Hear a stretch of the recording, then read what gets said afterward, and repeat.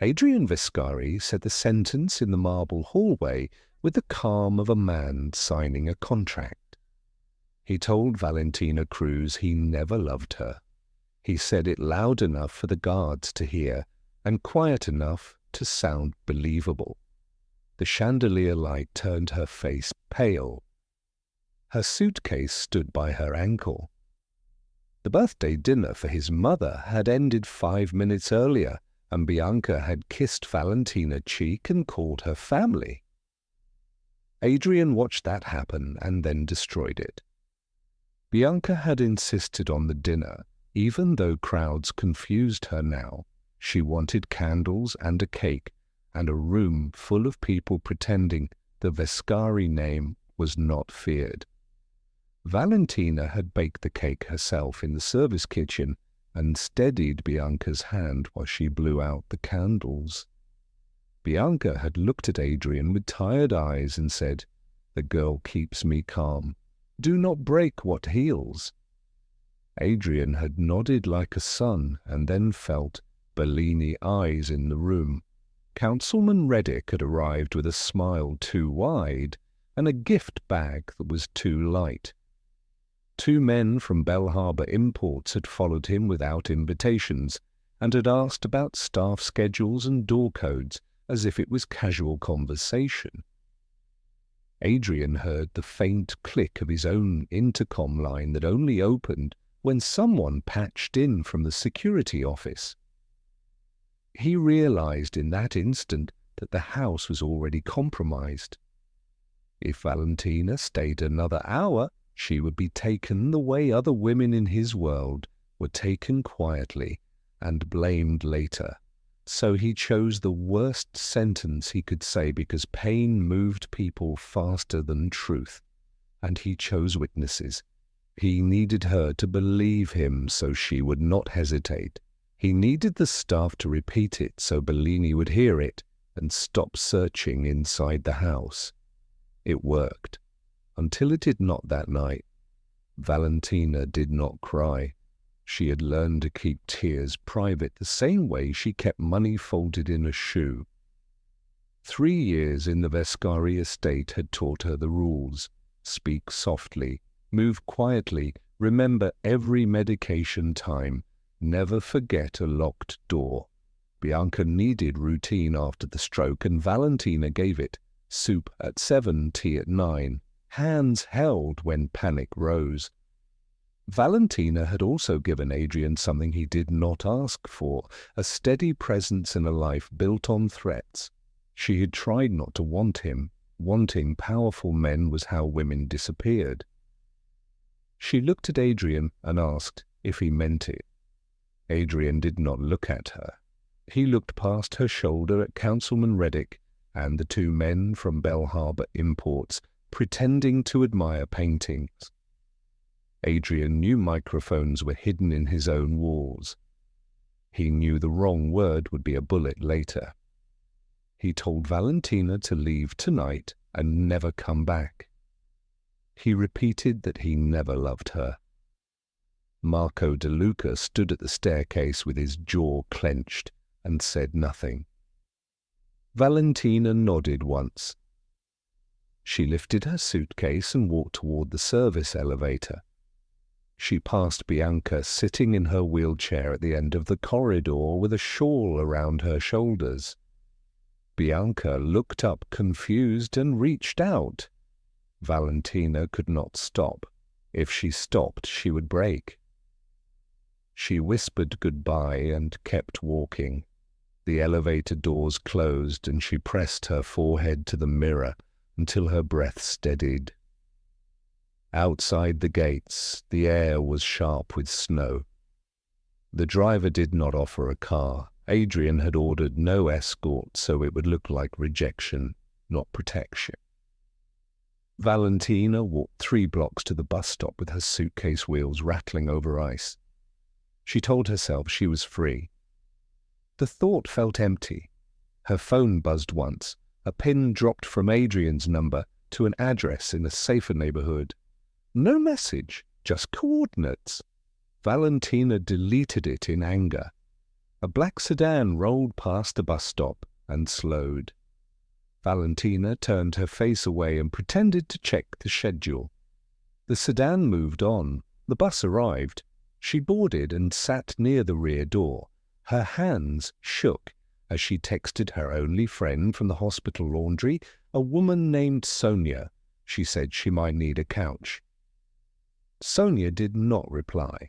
At the estate, Adrian walked into his dark study and locked the door. His hands finally shook. Bianca's voice echoed in his head. Safe is not the same as loved.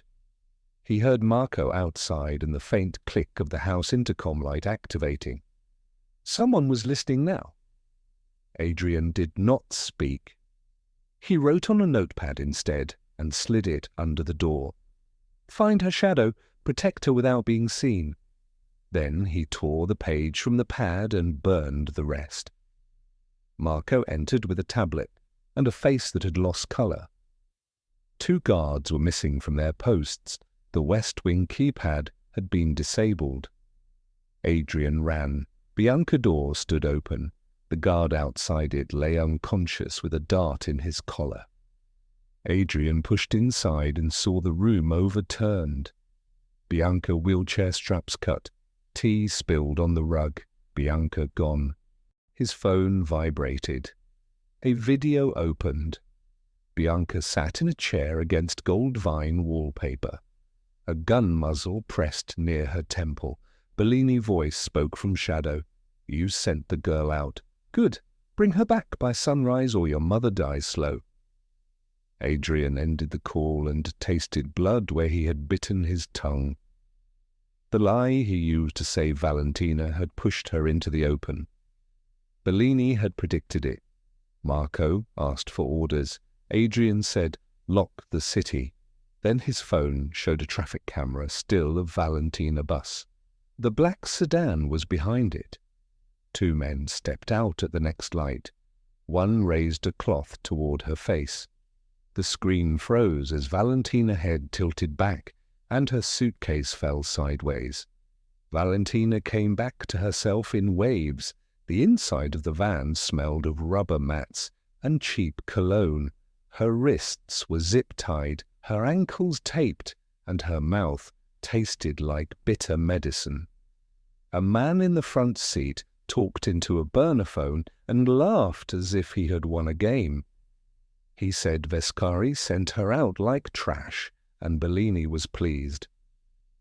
Valentina forced her breathing slow and listened for clues in the engine and the road. When the van turned hard, she counted the seconds, then another turn, then a long downhill echo that sounded like a garage. Someone opened the rear door and cold air slapped her face. Hands dragged her out and her shoulder hit concrete. She bit her lip and stayed silent because screaming was what they wanted. They marched her through a corridor that smelled of rust and river water. A fluorescent light buzzed overhead and a metal chair waited at the center of a bare room. Bellini stood beside the chair in a dark coat, calm, almost elegant. He watched her like he had been expecting her for years. Valentina lifted her chin and asked where Bianca was. Bellini smiled and gestured toward a second door. Bianca was wheeled in with her wrists taped and her eyes wide but unbroken.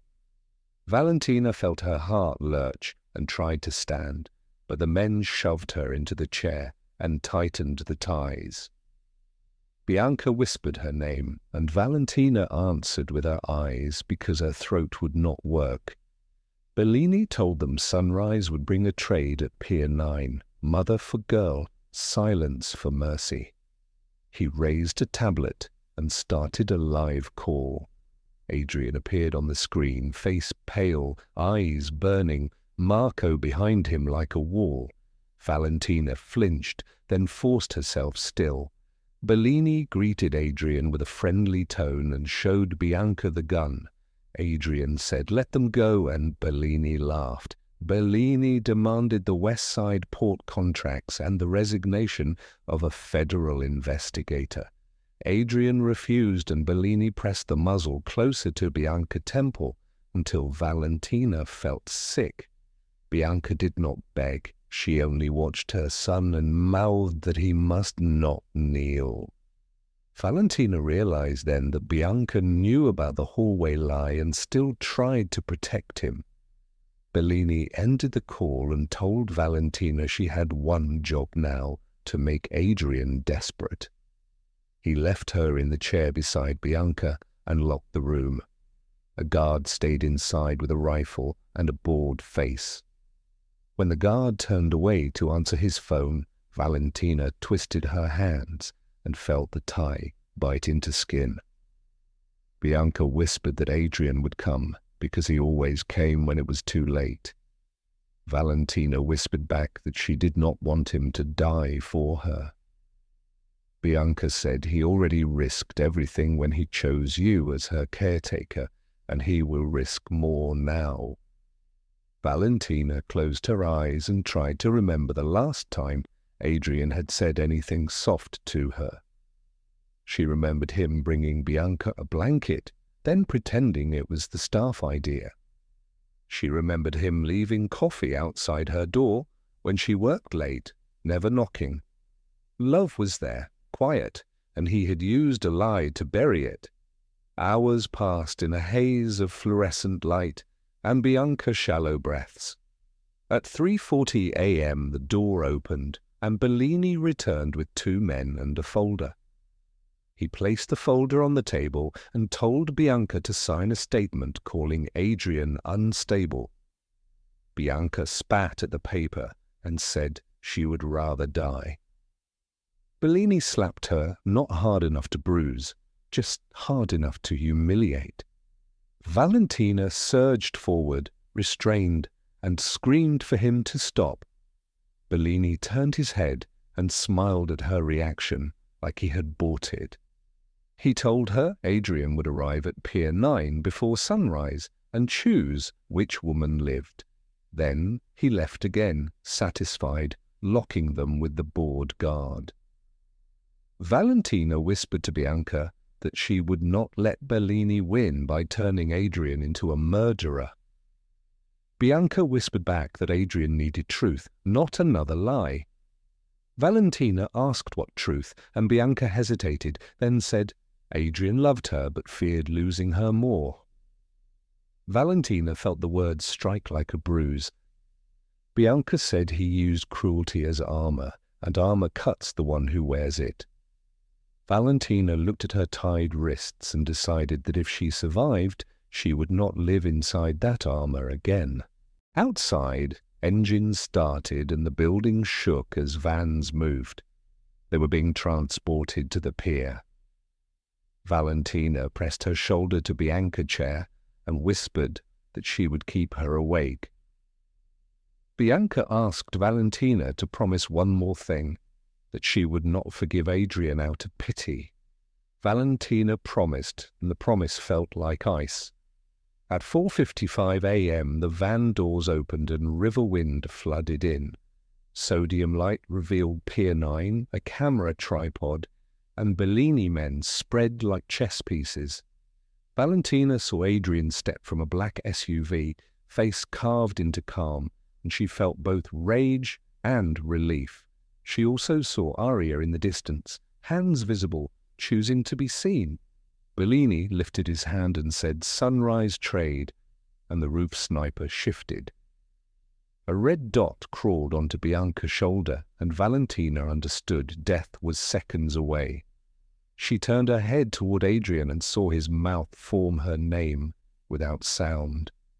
In that instant the hallway lie shattered, but it did not heal what it had broken. Bellini said, "Choose," and Adrian did not answer, and the cameras waited. Valentina held her breath and prepared to survive the next minute, even if love did not.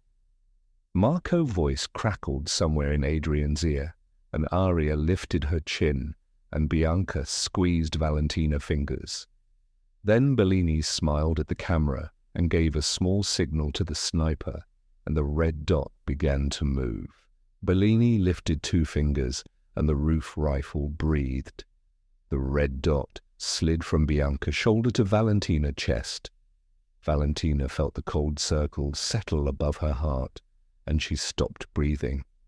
Bianca turned her head and tried to block the line with her body. Her chair straps held her still. Aria stood in the open and spoke into the mic Gideon had given her. She said, "Stay silent and let him talk."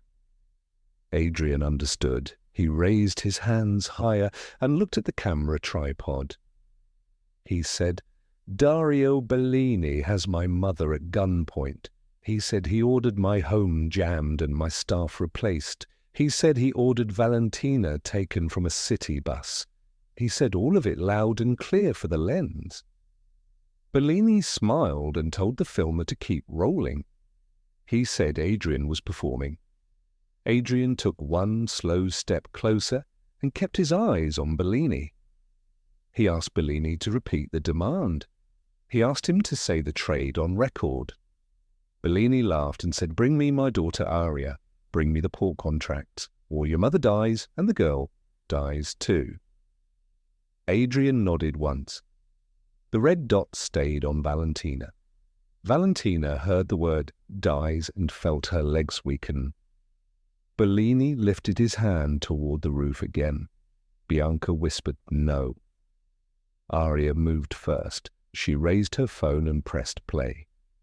Bellini's voice filled the pier speakers from the earlier video. "Bring me the girl by sunrise or your mother stays frozen forever." The filmer jerked his head. Bellini's face drained. Adrian did not move. He let Bellini hear his own voice in the open air. Marco spoke into his radio. "Now!" Floodlights flared brighter. An unmarked SUV surged in from both ends of the pier. Snipers painted red dots onto Bellini men weapons. One by one, rifles dropped. Bellini tried to step back, but marshals grabbed his arms. The roof rifle fired anyway. The shot sparked off a steel beam because the sniper had been hit in the leg a second earlier. Bellini men shouted and went to their knees. Marco sprinted to Bianca and cut her straps. Bianca swayed, and Aria caught her. A marshal cut Valentina's zip ties. Valentina rubbed her wrists and backed away from every hand. Adrian stepped toward her and stopped when she lifted her palm. A boundary without words. Bellini screamed that Aria belonged to him. Aria stood beside Bianca and said her name into a microphone. Aria Bellini. She said she would testify and she would never return. Bellini lunged for her and Adrian slammed him to the concrete. Marco cuffed him. Sullivan arrived and read charges into the wind. Bellini laughed and said the city would free him by lunch. Sullivan said, "Not with this evidence and not with these witnesses." Bianca leaned into Aria's shoulder and whispered, "Thank you." Aria shook once and kept her chin up. Valentina stared at Adrian with eyes that looked older than midnight. "She said you never loved me." Adrian opened his mouth and nothing came out. He nodded once. Valentina exhaled like she had been punched. She looked at Bianca and said, "I am sorry." Bianca whispered, "He lied to protect you." Valentina said he protected me by breaking me. The sentence cut the air. Adrian flinched and did not argue. He watched federal medics guide Bianca toward an ambulance. Bianca refused the stretcher and held Aria's hand instead. Sullivan asked Valentina if she needed medical care. She said no, she needed distance. Sullivan asked where she wanted to go. Valentina looked past Adrian at the road. She said anywhere away from this man. Adrian stepped back as if obeying a court order. Marco looked furious but stayed silent. Bellini smiled through blood and told Adrian he would lose her anyway. Adrian did not look at Bellini. He looked at Valentina's suitcase still in the van. He remembered the hallway and the elevator and the bus stop. He felt the lie he used as a weapon turn into a wound he could not close. Sullivan told Damien that Valentina would be moved under federal protection until trial. Adrian nodded. Valentina did not look back when she walked to the SUV. She climbed in and the door shut. The convoy rolled away, leaving Adrian on the pier with river wind and cuffs clicking behind him. Aria stood with Bianca near the ambulance and watched Valentina leave. She whispered that silence saved him once. She said truth might not save him now. Adrian listened and felt the cold settle inside him. The pier lights buzzed, the water moved, the camera tripod still pointed at the lane, filming the moment a man lost the woman he tried to save. Bianca insisted on riding back with Aria in the ambulance. She refused sedation and asked if Valentina was safe. Sullivan promised she was. Damien heard it and felt the question slice him. Safe did not mean loved. Marco guided Damien to the SUV and closed the door like a seal. The pier lights faded behind them. Damien watched the road and imagined Valentina behind glass. He could call, but she would not answer. At the estate, Bianca was taken to her room, and a doctor checked her wrist. Aria sat beside the bed and held her hand until the tremor eased. Bianca told Aria that silence saved her son, and truth saved her soul. Aria did not cry. She nodded and asked Bianca to rest. Damien stood in the doorway and listened. He realized the house that killed him would never feel like home again without the woman he pushed out. Gideon sent an update. Bellini confession was captured on camera. Victor and Rourke were in custody. The case was airtight. Damien typed a message to Valentina and deleted it before sending. He chose obedience to her boundary. He turned off the light and sat in the dark until morning. 2 days after Pier 9, the Vescari estate looked repaired, but Adrian moved through it like a trespasser. The study was clean, the intercom panels were replaced, the safe room tunnel was sealed with concrete, yet every quiet corner carried Valentina's absence. Bianca asked for tea at the same hour each night, and Adrian obeyed, but he could not stop his eyes from going to the hallway where Valentina's suitcase had stood. Aria sat with Bianca during the day, reading legal briefs and practicing testimony with Agent Sullivan. Bianca's hands still trembled when she lifted a cup, but her voice was sharp again. She told Aria that kindness was not weakness, and Aria answered that she had learned that too late. Adrian listened from the doorway, then left before he said something he could not take back. Sullivan filed the federal indictment within 48 hours. Bellini was charged with kidnapping, wiretapping, witness intimidation, attempted murder, and bribery. Victor Harlan and Thomas Rourke were signed as cooperating witnesses in exchange for reduced sentences, and the city reacted the way it always did when monsters were dragged into daylight. People argued on television. People pretended they were shocked. People asked why a mafia boss's mother had been at a charity dinner, as if location created guilt. Valentina was not on television. Sullivan kept her face off the feeds and moved her under a sealed protective order. Adrian asked once where she was. Sullivan answered once. Safe. No address. No contact. Adrian nodded like a man accepting a sentence. The first hearing was held in a federal courtroom that smelled of paper and cold air. Adrian sat behind Bianca, 2 rows back, hands clasped, expression still. Bellini arrived in cuffs and tried to smile. When he saw Adrian, he mouthed that blood finds blood. Adrian did not respond. Sullivan called Bianca as the first witness. Bianca described the study trap and the gun, described Victor guiding her hand to the signature line, described Rourke waiting for Adrian's voice to shoot. Then she described Valentina, the woman who had kept her calm for years. Bianca said she heard Adrian say he never loved her, and she said she knew it was a lie because she had seen her son's eyes. Bianca said the lie saved Valentina for minutes, but not for peace. The judge listened without blinking. Aria testified next. She described the listening devices, the jammer, the tunnel, and Bellini's video demand. She spoke steadily until Sullivan asked why she warned Adrian to stay silent. Aria paused and said because she knew what it sounded like when a woman cried in a room and men called it business. She said she could not let Bianca become another story nobody believed.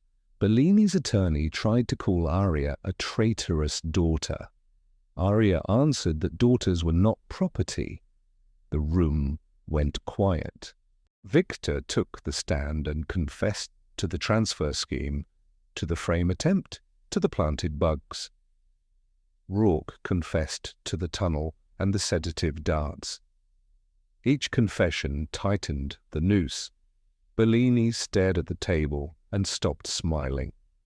During a break, Adrian stepped into the corridor and saw Sullivan speaking to Valentina's attorney. Adrian stopped, then turned away.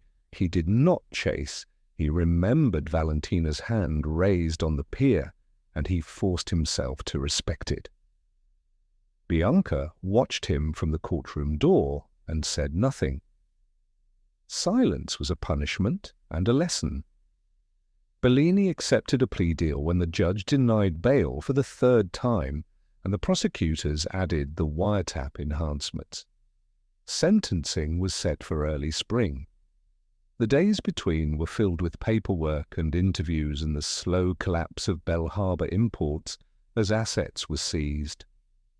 Adrian signed documents and made calls and kept his mother's tea warm.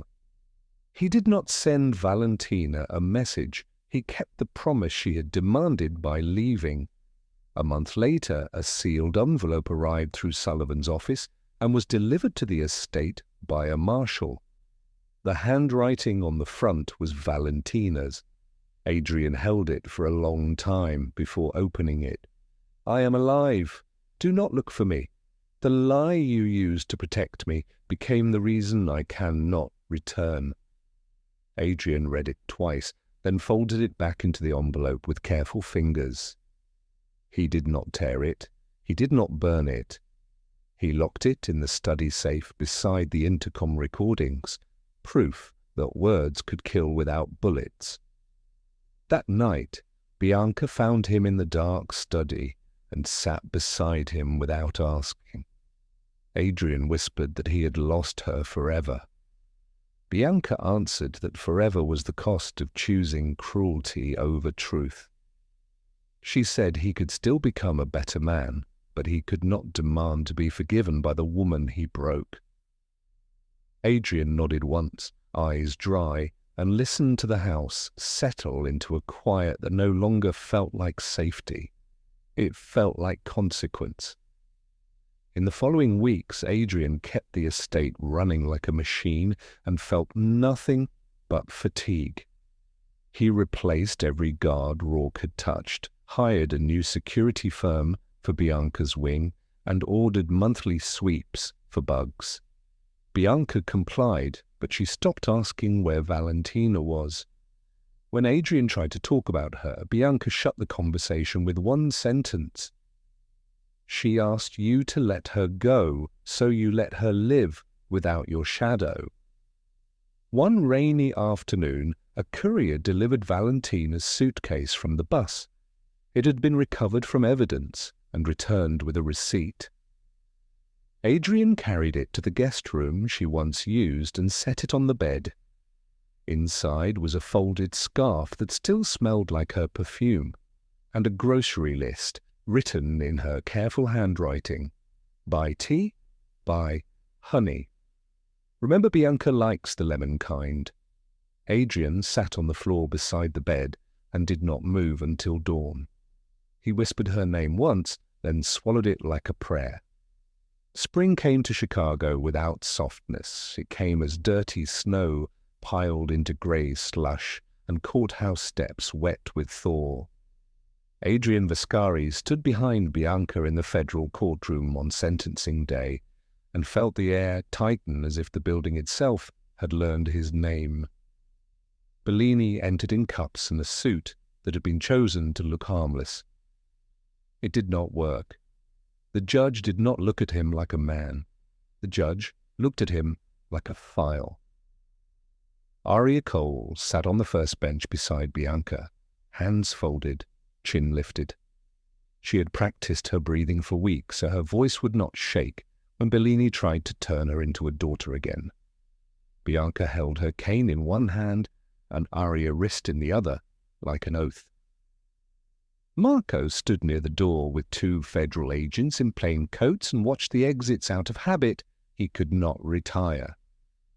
Bellini's attorney spoke about childhood and regret and the value of rehabilitation.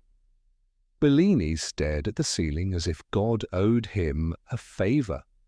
Adrian did not move. He had learned that stillness could be a weapon too. He waited for the part that mattered. Sullivan spoke next. He did not embellish. He stacked facts.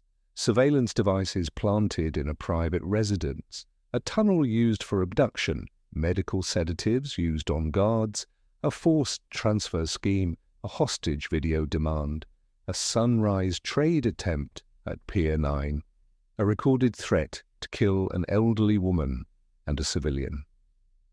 Sullivan ended by naming the thing Bellini feared most. He said Bellini did not commit crimes in the heat of chaos. He committed them as a system. He built a network of obedience and called it business.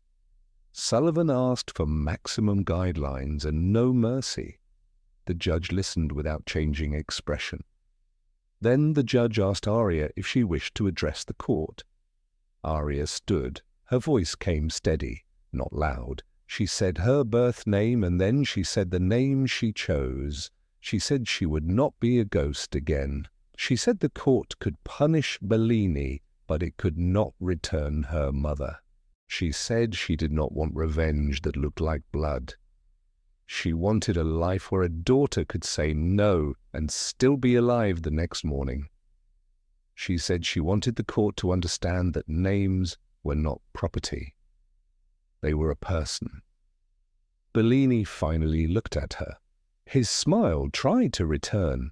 It failed. He whispered her first name like a hook. Aria did not look back. Bianca stood next with effort. She spoke slowly, each word deliberate. She said she was not confused and she was not weak. She said men like Bellini counted on women being dismissed. She said a maid saved her son because the maid listened. Bianca looked at the judge and asked for a sentence that made listening worth it. She asked for a sentence that told the city old women did not exist to be used. The judge nodded once, as if receiving an order the judge was glad to obey. When the sentence was read, it was long enough to feel like a war. Years stacked into decades. Enhancements for kidnapping and intimidation, asset forfeiture, no contact orders, a permanent order protecting Bianca and Aria and every Vescari staff member on the sealed list. Bellini's face went still. He did not shout. He did not beg. He stared at the table like he was trying to calculate a number that did not exist. When marshals lifted him, Bellini turned his head toward Adrian and mouthed the same phrase again. Blood finds blood. Adrian did not respond. He watched the cuffs and told himself that the only answer was obedience to what Valentina had demanded. "Let me go." Outside, cameras waited. Sullivan gave a short statement. Bianca refused interviews and walked with her cane and her head high. Aria walked beside her. Adrian stayed behind them and let the world see distance, not ownership. Marco opened the car door and said home. Home did not feel like home. On the drive back, Bianca stared out the window at bare trees and said one sentence without anger. You were right to come home early. You were wrong to use cruelty as a tool. Adrian swallowed and nodded. He did not defend himself. Defense was another form of pride. At the estate, Aria went to the guest wing and packed 2 bags, not in panic, in readiness. The court had given her protection, but safety still required structure. Bianca handed her a set of keys to the small apartment on the estate with its own entrance. Aria accepted them and said she would move in now. Not because she feared the main house, but because she wanted a door that was hers. Bianca kissed her cheek and whispered, "Welcome home." Adrian watched from the hall. He did not step closer. He remembered how Valentina had raised her palm on the pier. He remembered the envelope in his safe. He remembered that love did not excuse harm. That night, Adrian went into the study and opened the safe. He took Valentina's letter out and read it again. Alive, do not look, cannot return. He folded it back carefully. He wrote a reply on plain paper anyway, not to send, only to tell the truth once, when no one could weaponize it. He wrote that he loved her. He wrote that he was sorry. He wrote that he understood why sorry was not enough. He wrote that he would not chase her. Then he burned the paper and kept the silence she asked for. At 2:14 a.m. he heard Bianca moving in her room and got up to bring her tea. As he walked down the corridor, he passed the guest room Valentina used to sleep in. The door was closed. The air was still. Adrian realized that justice had been won and love had still been lost. That was the punishment that did not end with a gavel. 1 year after Bellini was sentenced, the Vescari estate looked calm on the surface. New cameras blinked, new locks clicked, and new guards stood where Rourke once stood. Bianca walked the halls with a cane instead of fear, and Aria Cole kept her own apartment on the property with a door that only she could open. Adrian Vescari came home early most nights, not because he was paranoid now, but because he could not stand the silence waiting for him after midnight. He told Marco to schedule fewer meetings, let Bianca sleep, and keep the West Wing lights on always.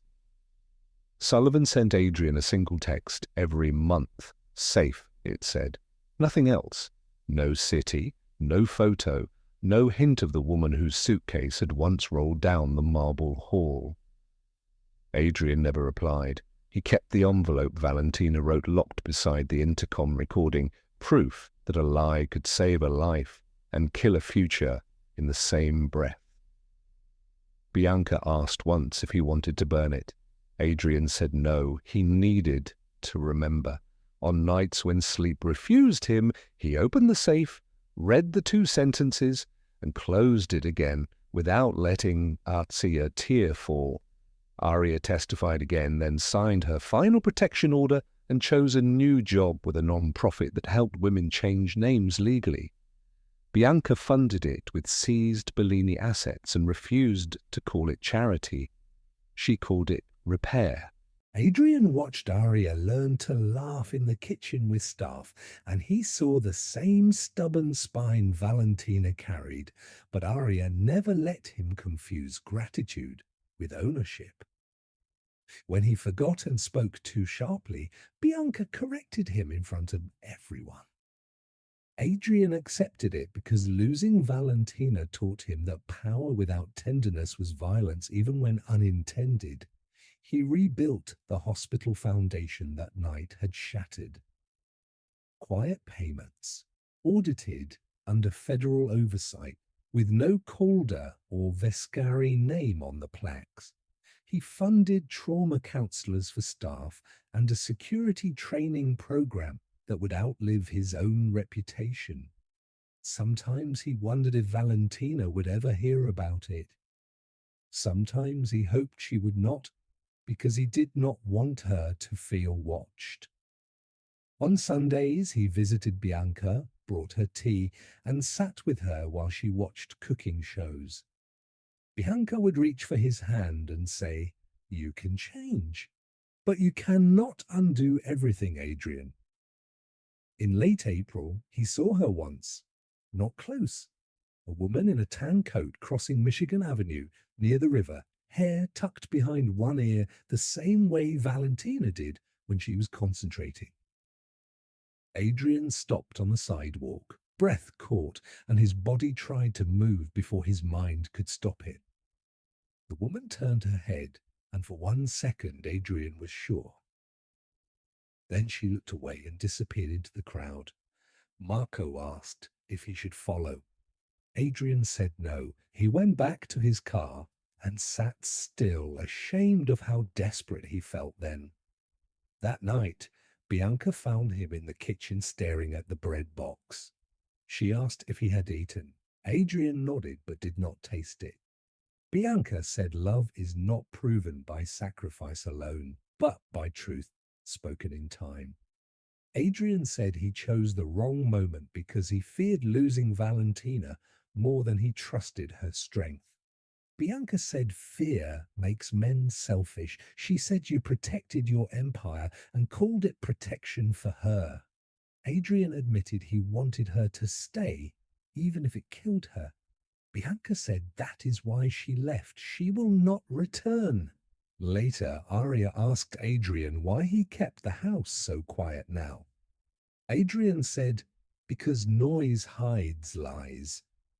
Arya replied that silence can hide lies too. She reminded him that she survived because she spoke when it mattered. Adrian looked at her and said he was learning to speak without hurting. Arya said the lesson cost him Valentina, and he deserved to feel that cost. Adrian nodded and did not argue. He said if Valentina ever needed help, he would help without contact. Arya said good, then prove it, by living differently for the women still here, and the child. On the first warm night of summer, Adrian came home early again. The gates opened, the locks clicked, and the foyer lights glowed steady. No one whispered warnings, no red lights blinked. He paused where Valentina's suitcase had once stood. The marble reflected his face, older now, and he understood the house was safe because the person who made it human was gone. Upstairs, Bianca slept peacefully. In her own apartment, Arya read by lamplight. Adrian did not fill the quiet with new lies. He listened and carried the consequence for the rest of his life without asking back.